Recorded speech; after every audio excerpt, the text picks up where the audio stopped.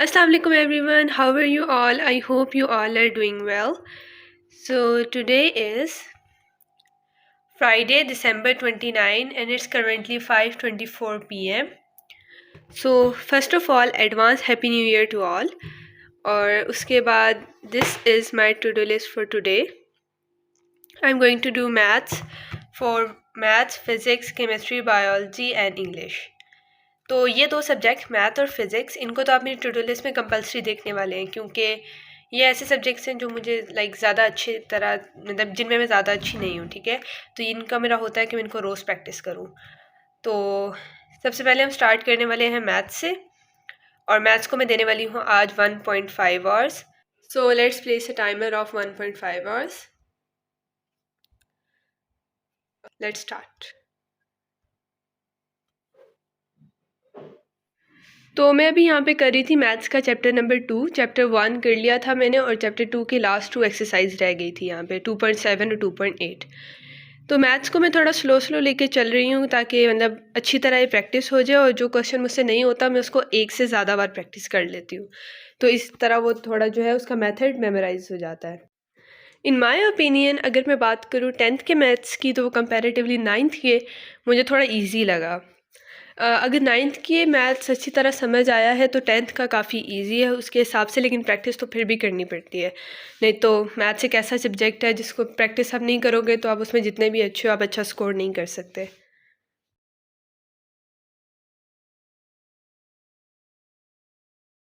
अगर आपको मैथ्स नहीं आता तो मैथ्स से डरना नहीं है, इसको प्रैक्टिस करना है। अगर मैं आपको अपनी बात बताऊं तो 9th में मेरे साथ क्या था, मुझे मैथ बहुत ज़्यादा बुरा लगता था, ठीक है।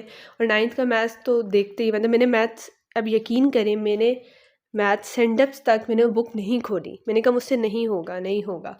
लेकिन जब सेंडअप के बाद जब बोर्ड्स आए तो मैंने कहा मतलब अब नहीं होने से तो कोई फ़र्क नहीं पड़ता, करना तो पड़ेगा।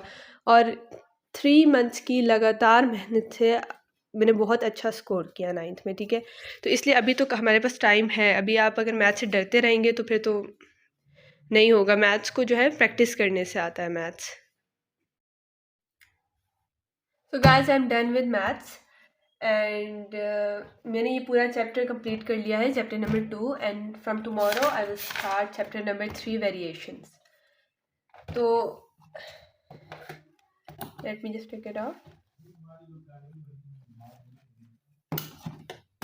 and it's currently 7:01 p.m. Now I will place a timer of 1 hour for physics. So yeah, let me place a timer of 1 hour.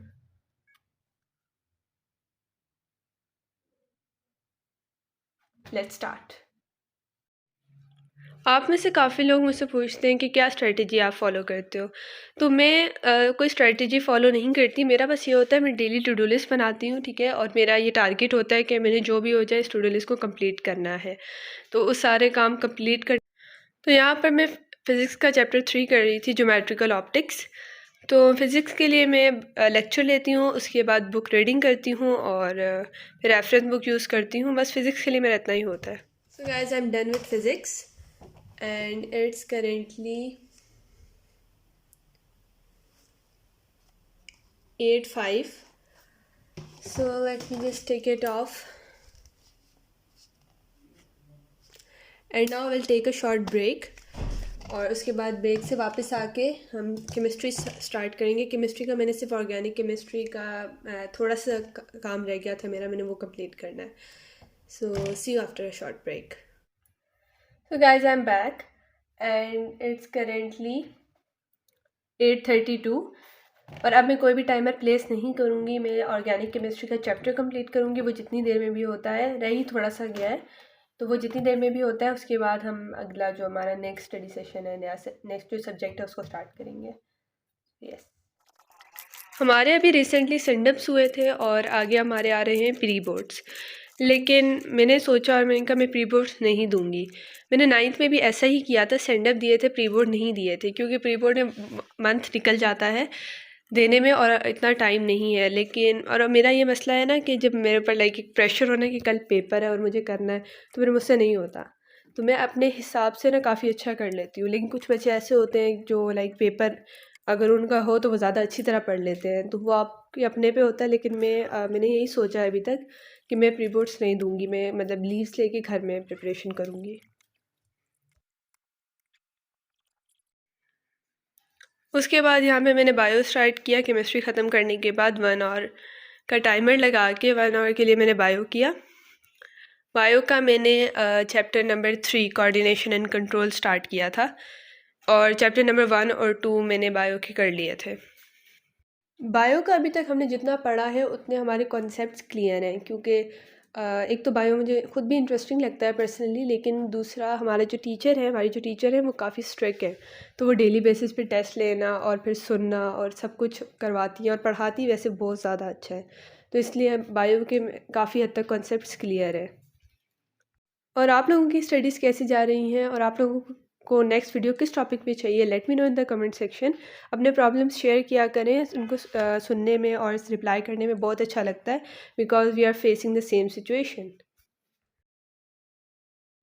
So guys, biology भी हो गया। So let me just take it of.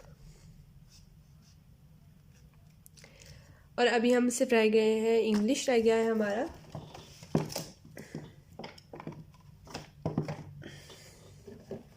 And it's currently 10:34.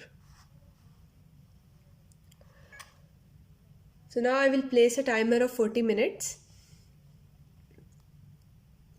और अब हम start करेंगे English. So yeah, let's start.